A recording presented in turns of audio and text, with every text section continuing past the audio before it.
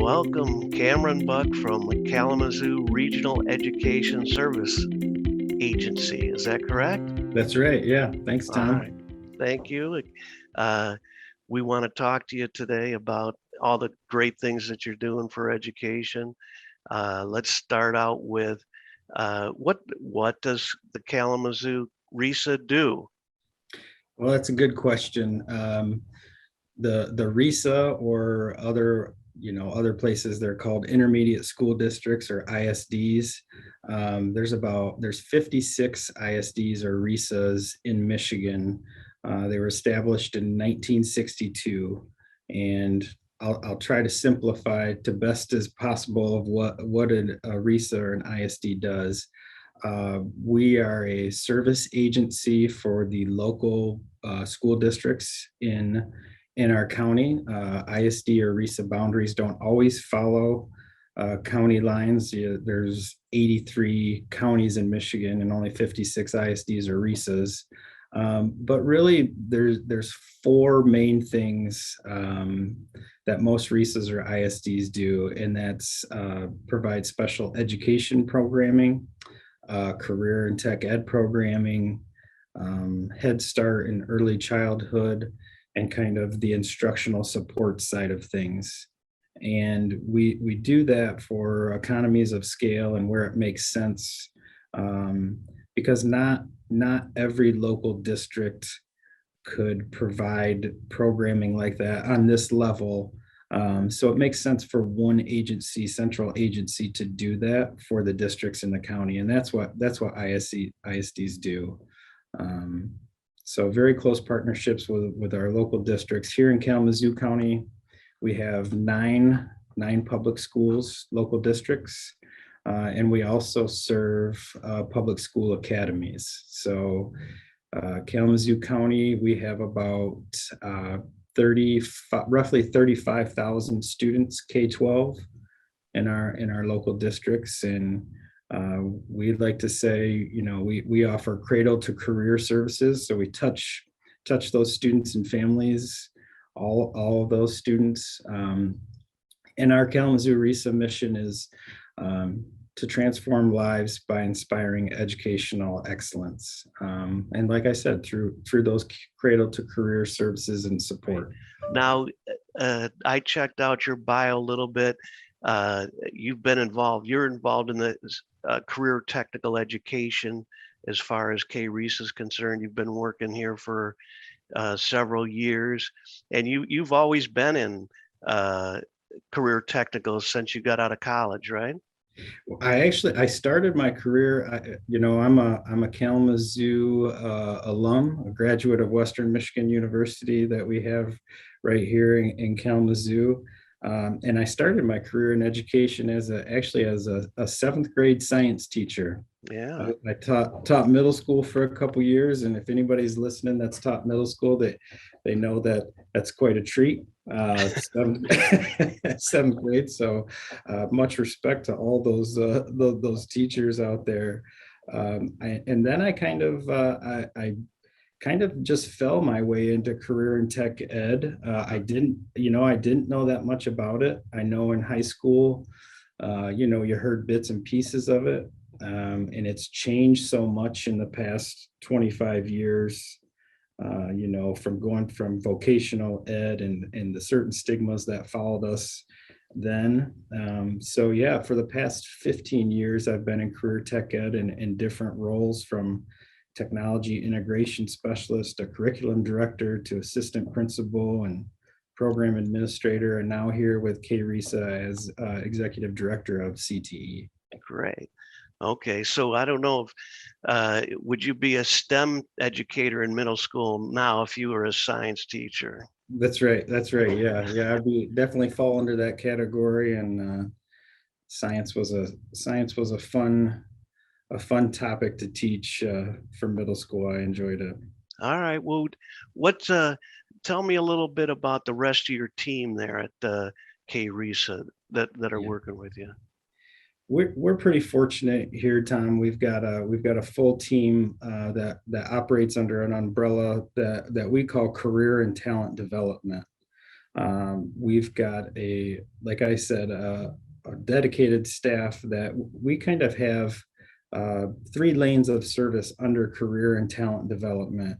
And we call those discover, ignite, and launch. And our 3 lanes of service, it's a continuum of services, like I said, cradle to career, but specific for career and talent development.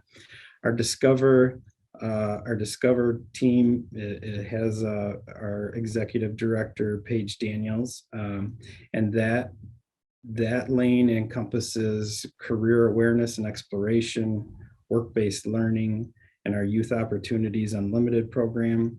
And a big part of their work is about exposing students at younger ages to careers. We like to say, if you can't see it, you can't be it. And this is an exciting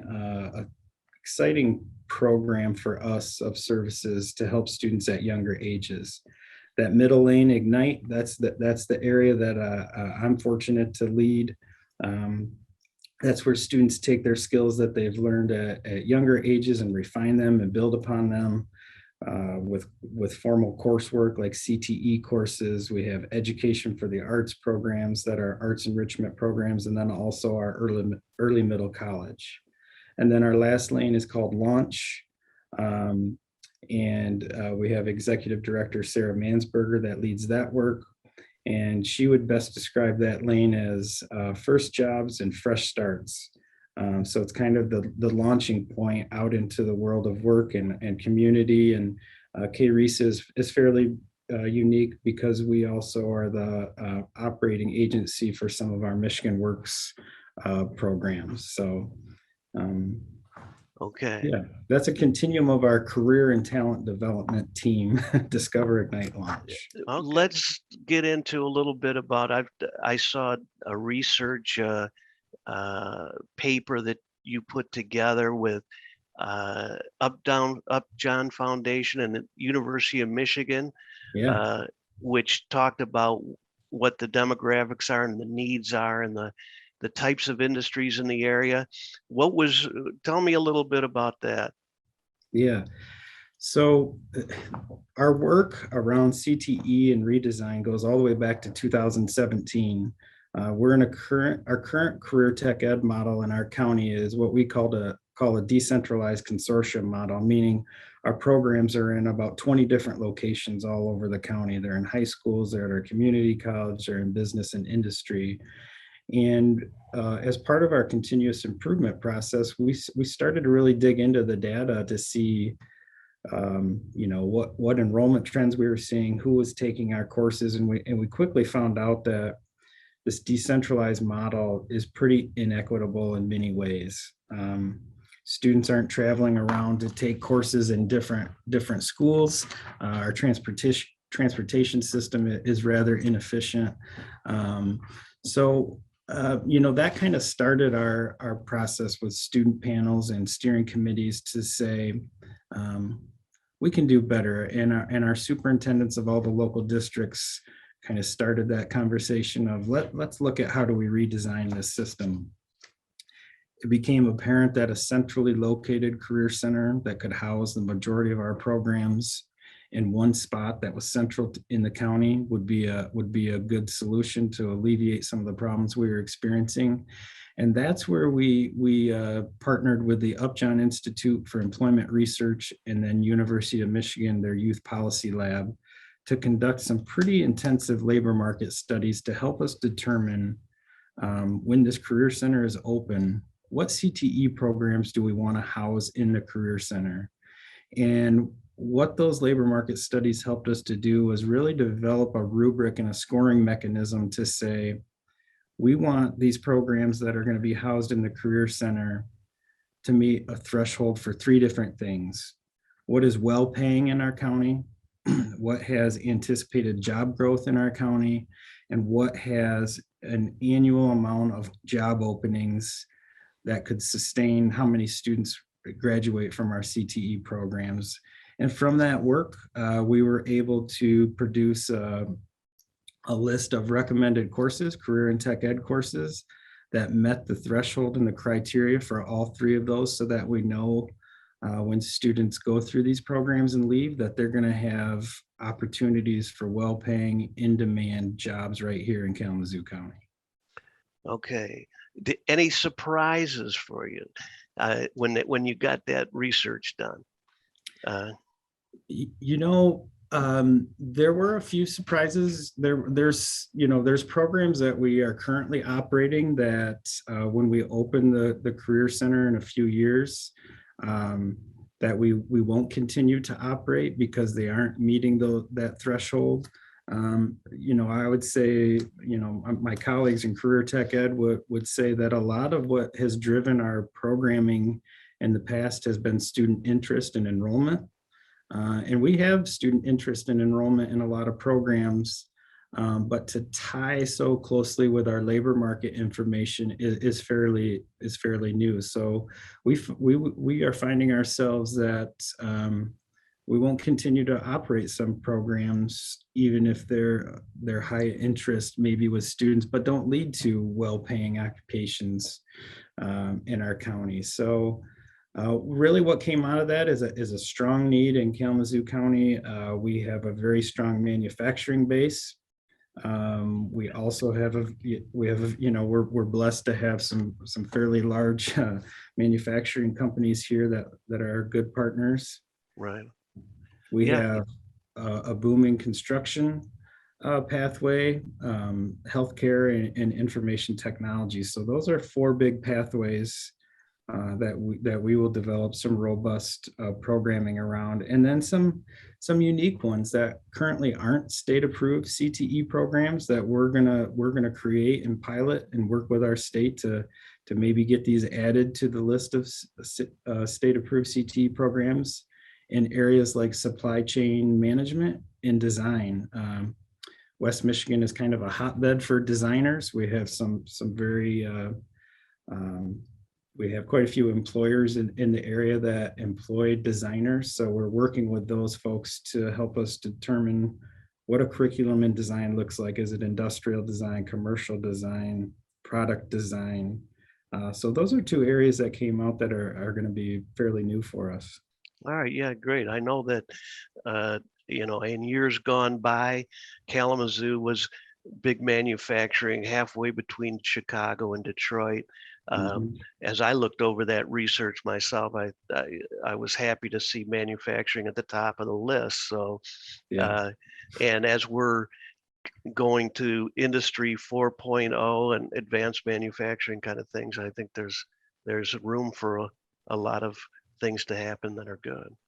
Yeah, I would say one of the surprises for me that came out of that is less of an emphasis on um, machining. As you know, when you think of manufacturing, a lot of folks think immediately of CNC machining, Right.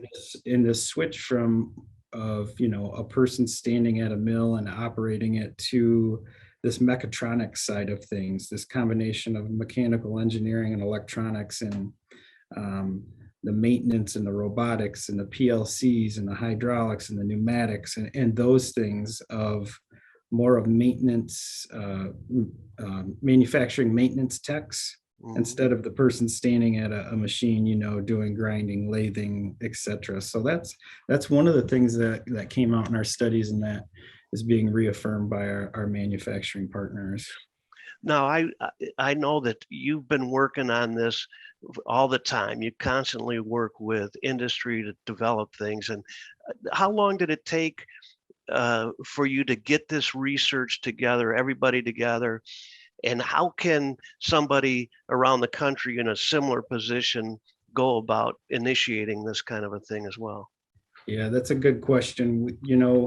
Like I said, we've been at this since 2017, and we started by our own internal learning of researching what do top performing nations do in regards to career and tech ed.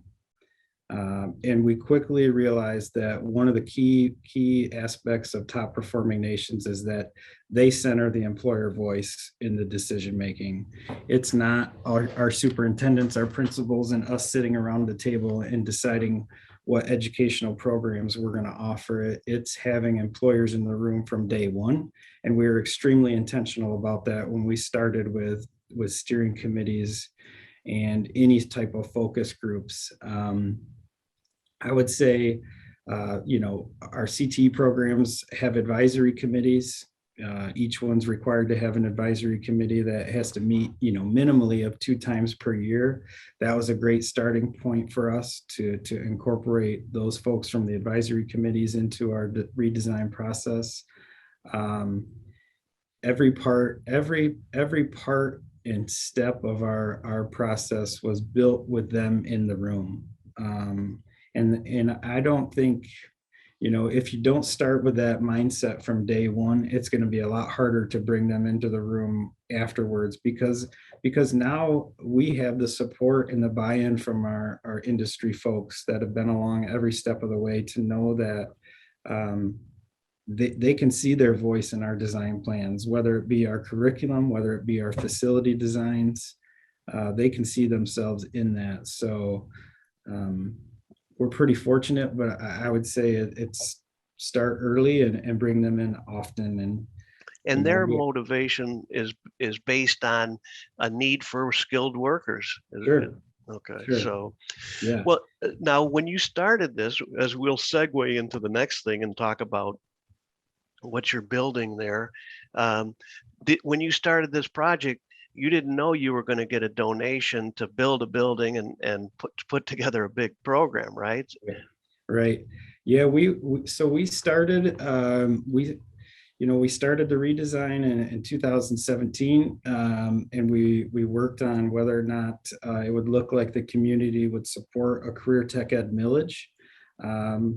So we spent a lot of time on that. We successfully passed a career tech ed millage in our county in November of 2019.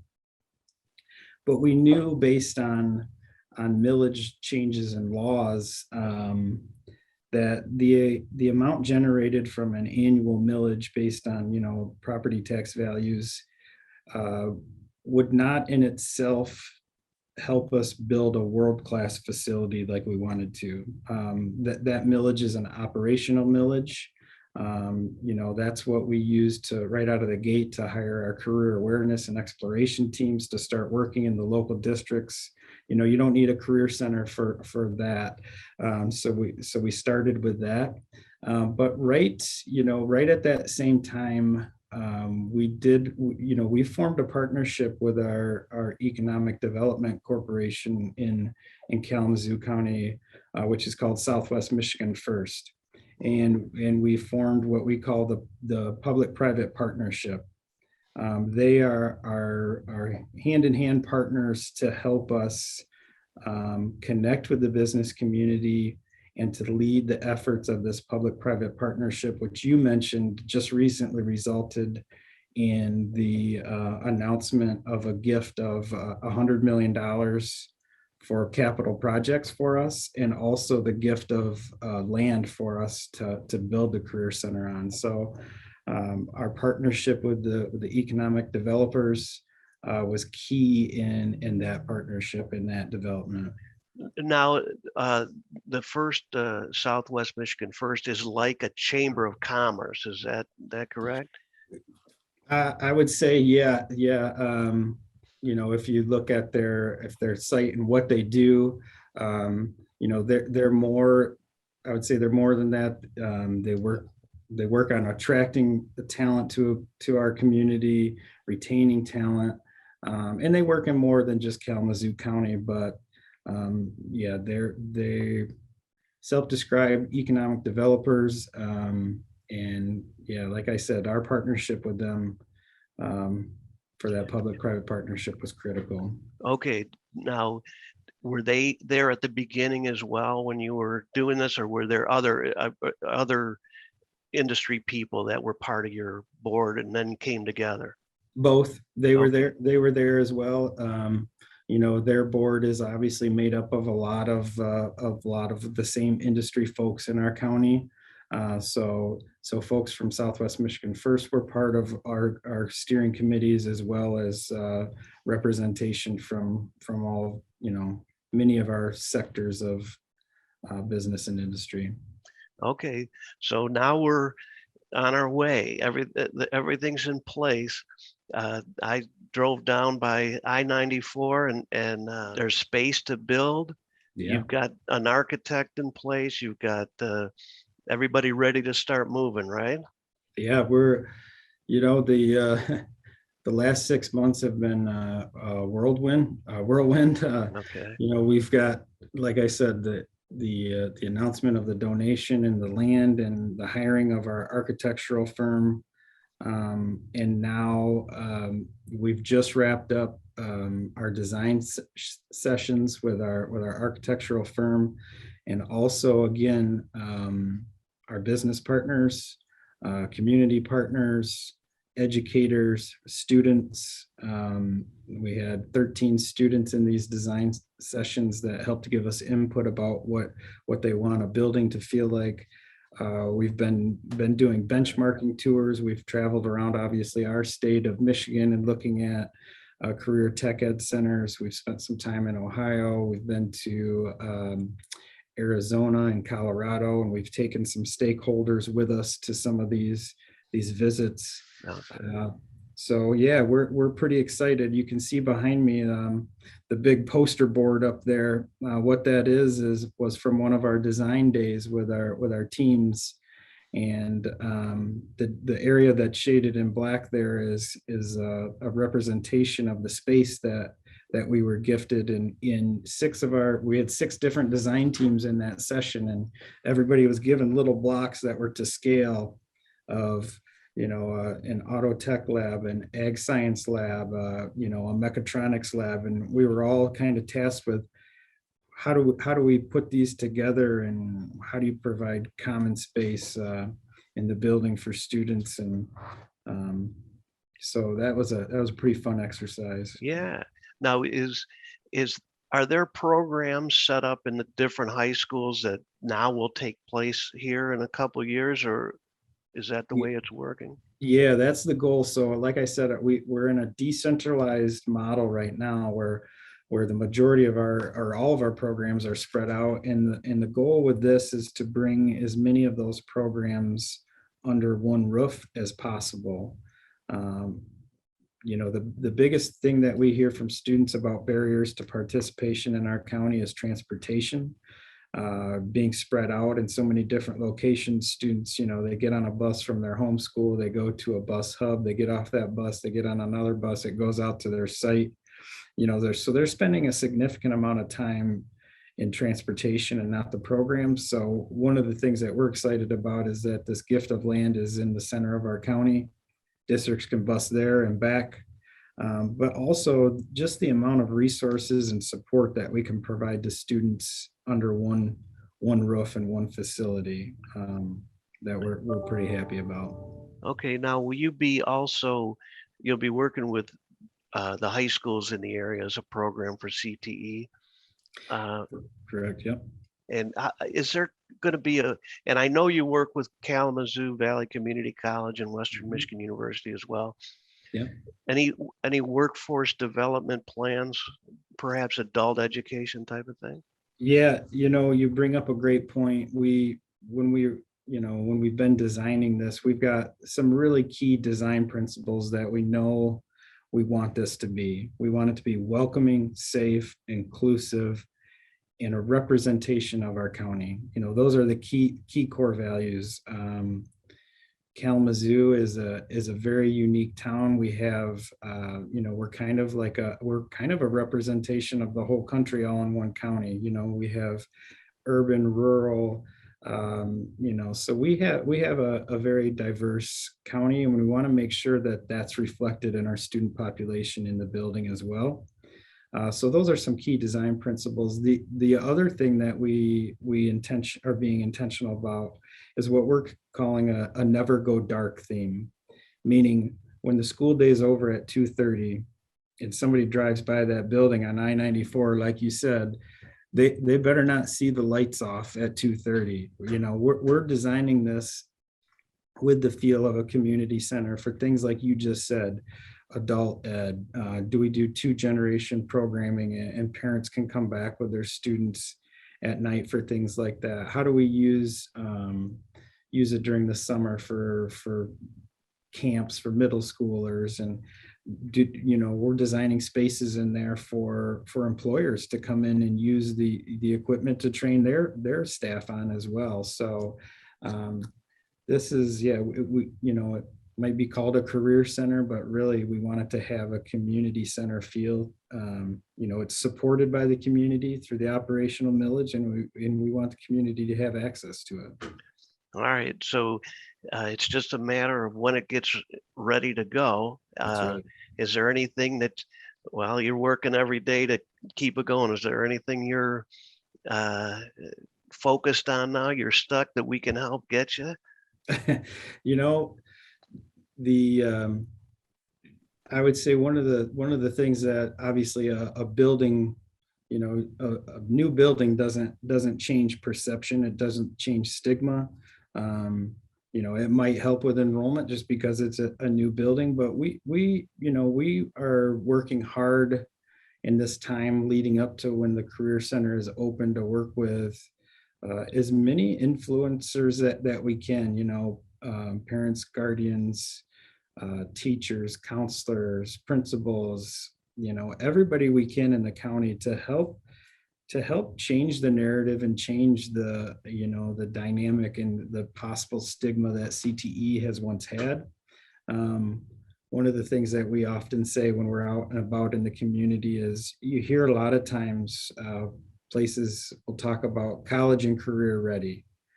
Well, the problem with that happens is, and I'll use, many folks listening to this are probably familiar with the work from Mark Perna that he's done. And he says it well about, the problem with that is that many people don't hear what comes after the college and. Right. So we're taking his message and really trying to change that so it's career ready. We want students to be career ready, and obviously the career center is going to be a big part of it. College is a big part of it. We just want to make sure that students have a path, and we want to see that path through the CTE center. So Okay. that's Well, that's our that's our call to action. all right. Well, that's something you and I have talked about as well, and everybody around the country is it, how are the students set up for success, and do they know where they want to go and what they want to do? So you Yeah. do have an area with a university, and uh, the we talk about what's required to go in the universities. The high schools, the way they're set up as far as what they teach and what they encourage the students, or what the students' impression of how do you get through high school and what do you do when you get done.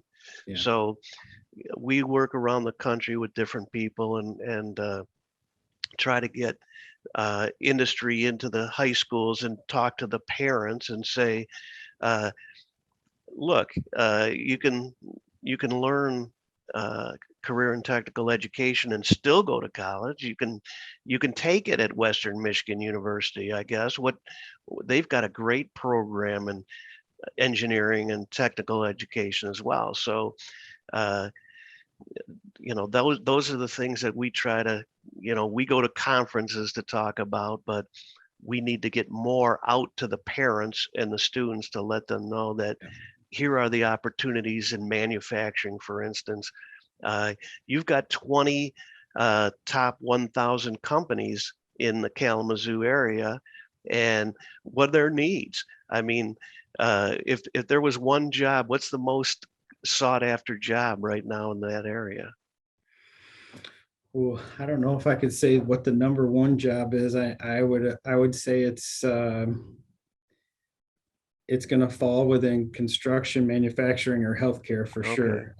Yeah, yeah. So yeah, you could take construction management at Western, and I'm sure you don't absolutely uh, have to have the classes that are college prep in order to do that. So uh, yeah, I would say you'd need to learn how to run a robot, and if you could learn that as you go along. Is that what you're planning for the new facility? You've got mechatronics, you've got advanced Yeah. manufacturing, construction?